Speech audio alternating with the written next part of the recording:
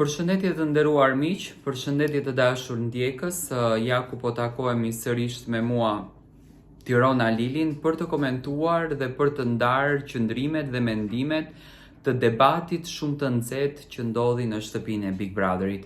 Gjesti dhe Egli sot patë një debat shumë të rëndë nga diskutimi që bën brëm dhe nga hatërmbetjet në fakt që u ndodhën brëm.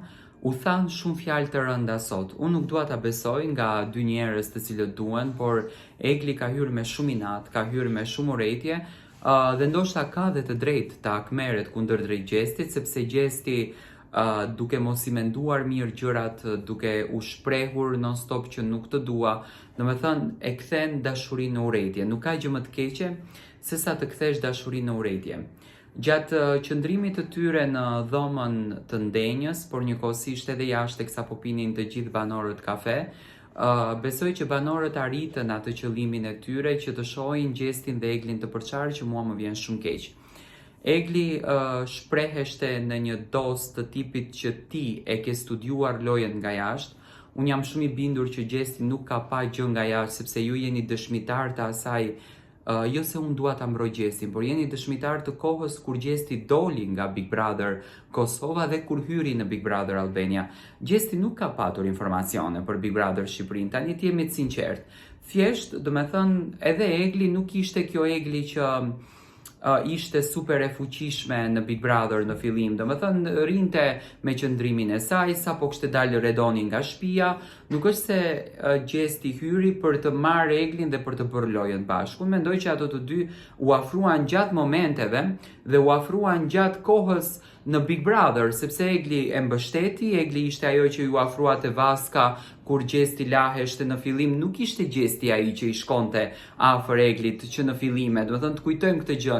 Unë e mbaj mend që në natën e parë ka qenë Xumi ai që është afruar me Gjestin. Jo Egli, ka qenë Xumi ai që ka ndarë momente, ka qenë Xumi ai që loste Nesrit. Do të thënë nuk ishte Egli, Egli shkoi çiksi më vonë. Po nga që e pa që është si banor i fuqishëm, nga që e pa që është banor i gjallë dhe ju afrua ajo, do të thënë mbaj mend shumë mirë cili ka qenë momenti kur Egli është afruar.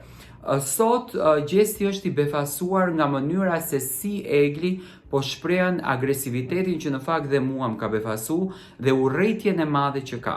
Sot i thonte që nuk mundesh më dot të ndëgjosh dashurinë time, sot i thonte më që nuk mundesh të shohësh dot atë Eglin duke qarë pas teje dhe duke vuajtur, që në këtë rast Egli ka të drejtë se ka parë gjëra nga jashtë, dhe unë e kam thënë gjithmonë që ndikojnë shumë edhe komentet negative që fliten, që thuhen, qëndrimet e analistëve, opinionistëve për të arritur situata deri këtu, dhe Egli në fakt e tha këtë gjën dhe e foli këtë gjën dhe e komentoi këtë gjën. Domethënë më pas Gjesti vraponte duke i thënë që ti ke hyrë në Big Brother për të denigruar lojën time, ti ke hyrë në Big Brother për të prishur imazhin tim.